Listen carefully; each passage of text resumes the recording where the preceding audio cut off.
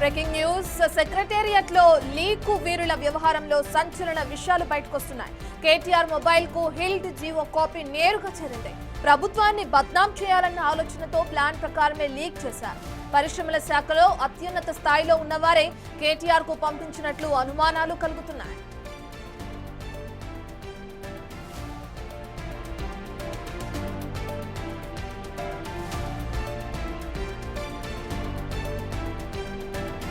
Health GO release కాకముందే కేటీఆర్ కు అందించారు ఓ కీలక వ్యక్తి. జీవో తయారు కాకనే కేటీఆర్ మొబైల్ కు తన మొబైల్ నుంచే పంపినట్టు తెలుస్తోంది. హెల్త్ జీవో తయారీ సమయంలో సెక్రటేరియట్ లో అతి కొద్ది మందికే యాక్సెస్ ఉంది. ఆ కొద్ది మంది కదలికలను పరిశీలిస్తున్నారు విజిలెన్స్ అధికారులు. కేటీఆర్ తో లీకు వీరులకు ఉన్న సంబంధాలపై ఆరా తీస్తున్నారు.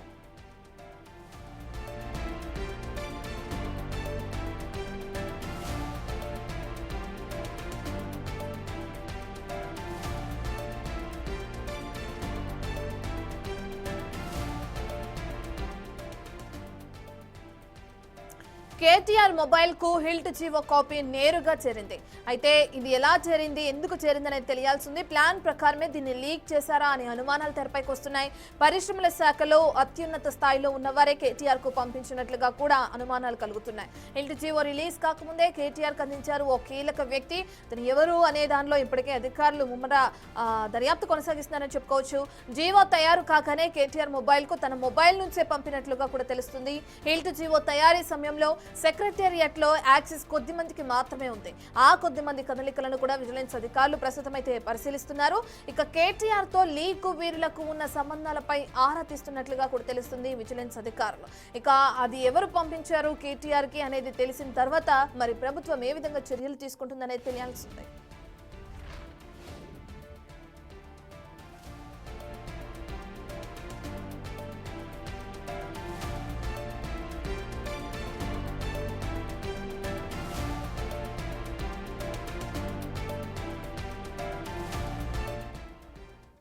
పూర్తి డీటెయిల్స్ అందించడానికి మా ప్రతినిధి వాసు లైవ్ లో జాయిన్ అవుతున్నారు. వాసు, మనం చూస్తున్నాం HILT GO copy KTR mobile phone కి ఎలా చేరింది? ప్రస్తుతం ఇదే క్వశ్చన్ రైస్ అవుతుంది. విజిలెన్స్ అధికారులు ఇప్పటికే దర్యాప్తు కొనసాగిస్తున్నట్లు తెలుస్తుంది. ఎవరు చేశారు, ఎందుకు చేశారు అనుకోవచ్చు?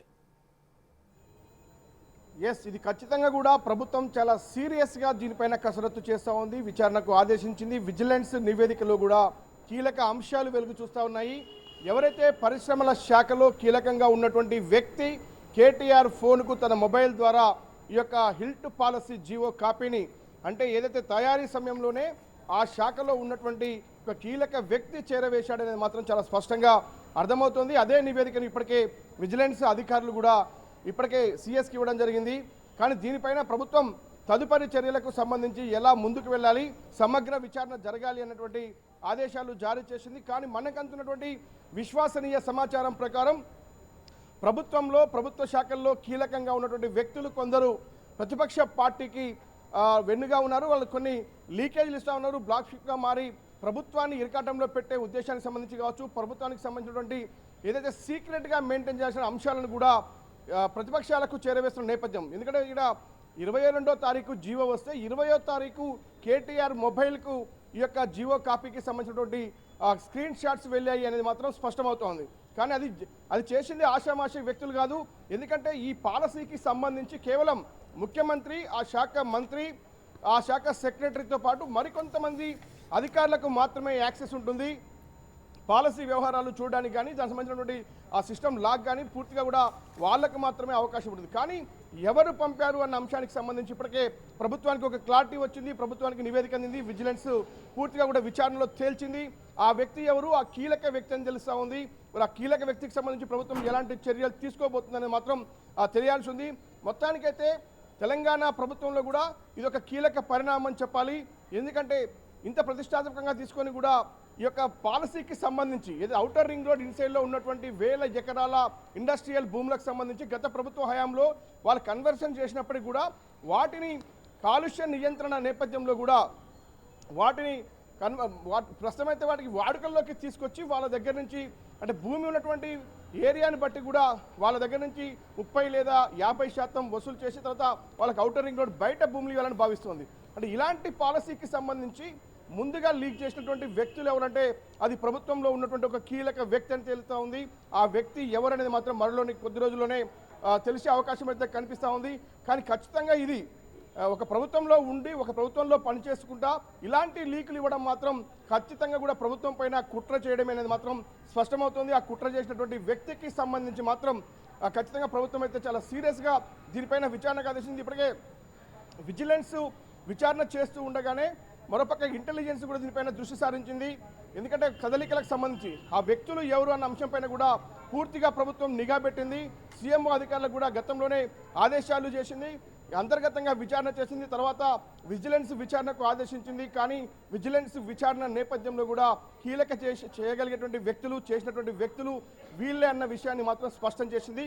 ఆ వ్యక్తికి సంబంధించి మాత్రం త్వరలోనే అతడు చాలా కీలకమైనటువంటి వ్యక్తిగా తెలుస్తూ ఉంది. అతని పైన ఎలాంటి చర్యలు తీసుకునే అవకాశం ఉందని చూడాలి.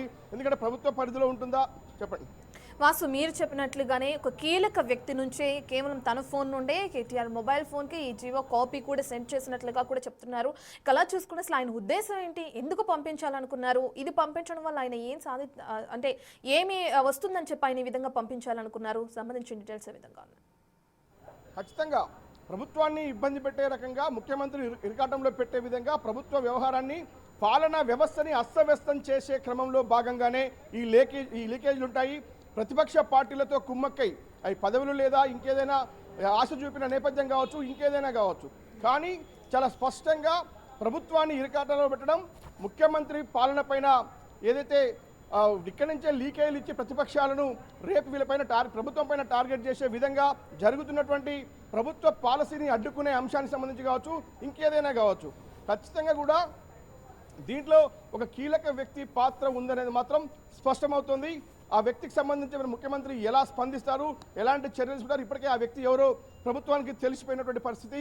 కానీ అది పూర్తిగా ప్రభుత్వమే అధికారికంగా ప్రకటించాల్సిన అవసరం ఉంటుంది. వాళ్ళపైన క్రిమినల్ చర్యలు ఉంటాయా, లేదంటే ఇంకాంటి ఎలాంటి యాక్షన్ ఉంటుంది. కానీ ఆ మొబైల్ ఫోన్ ఎవరిది అనేది మాత్రం ఇప్పటికే గుర్తించినట్టుగా మనకు సమాచారం అందుతుంది. అతను మాత్రం పరిశ్రమల శాఖకు సంబంధించినటువంటి ఒక కీలక వ్యక్తి అనేది మాత్రం స్పష్టమవుతూ ఉంది. మరి చూడాలి, ఎందుకంటే ఇది ఆషామాషి వ్యవహారం కాదు. గత 10 ఏళ్ల బీఆర్ఎస్ ప్రభుత్వాన్ని కూడా పూర్తిగా ప్రజాపాలన పేరుతో కూడా 2 ఏళ్లుగా పాలన సాగిస్తున్నటువంటి కాంగ్రెస్ ప్రభుత్వానికి సంబంధించి ఇది ఒక సవాలనే చెప్పాలి. లీకేజీల వ్యవహారం సెక్రటరియట్ నుంచి ప్రతిదీ కూడా ముందుగానే తెలిసిపోతుంది ప్రతిపక్షాల కంటే. ఇది ఆషామాషి వ్యవహారం అయితే కాదని చెప్పాలి. ప్రభుత్వం పైన జరుగుతున్నటువంటి కుట్రగా భావిస్తూ ఉన్నారు. ఈ కుట్ర చేసినటువంటి కుట్రదారులు ఎవరు అన్న అంశంపైన కూడా ప్రభుత్వం సీరియస్గా మానిటరింగ్ చేస్తుంది. సీరియస్గా వాళ్ళపైన యాక్షన్ తీసుకునే అంశానికి సంబంధించి కూడా అధిష్టానం దృష్టి కూడా తీసుకెళ్లేటువంటి ఆలోచన కూడా కనిపిస్తూ ఉంది. కాబట్టి ఈ వ్యక్తికి సంబంధించినటువంటి అంశం పైన కూడా పూర్తి స్థాయిలో దర్యాప్తుకు ఆదేశించింది. ఇంటర్నల్గా దర్యాప్తు ఇప్పటికే పూర్తయిన నేపథ్యం కనిపిస్తూ ఉంది. కాబట్టి కీలకమైనటువంటి వ్యక్తి అయిన నేపథ్యంలో ఎలాంటి చర్యలు చేస్తే బాగుంటుంది, ఎలాంటి చర్యలు తీసుకుంటే బాగుంటుంది అన్న అంశంపైన కూడా ప్రభుత్వం కసరత్తు అయితే చేస్తూ ఉంది. ఇది ఒక పాలసీ. ఎందుకంటే రాష్ట్రంలో ఆర్థిక పరిస్థితి నేపథ్యంలో కూడా ఇండస్ట్రియల్ ల్యాండ్స్ ను రెగ్యులరైజ్ చేస్తే ఖచ్చితంగా ప్రభుత్వానికి ఆదాయం రూపంలో చాలా పెద్ద ఎత్తున వస్తుంది. ప్రజా సంక్షేమ పథకాలు ప్రజలకు ఈజీగా అందజేయవచ్చున్నటువంటి ఒక ఆకాంక్షతో ప్రభుత్వం ముందు పోతున్న నేపథ్యంలో ఇలాంటి దాన్ని అడ్డుకోవాల్సిన అవసరం ప్రభుత్వంలో ఉన్న వ్యక్తులకు ఎందుకు వచ్చింది, ఎందుకోసం చేశారు, ఎలాంటి కుట్ర ప్రభుత్వం పైన సాగుతుంది అన్న అంశానికి సంబంధించి కూడా ప్రభుత్వం అయితే సీరియస్గా మానిటరింగ్ చేస్తుంది, సీరియస్గా విచారణ చేస్తుంది, విచారణకు ఆదేశించింది. త్వరలోనే చర్యలు ఉండే అవకాశం అయితే కనిపిస్తా ఉంది. రైట్.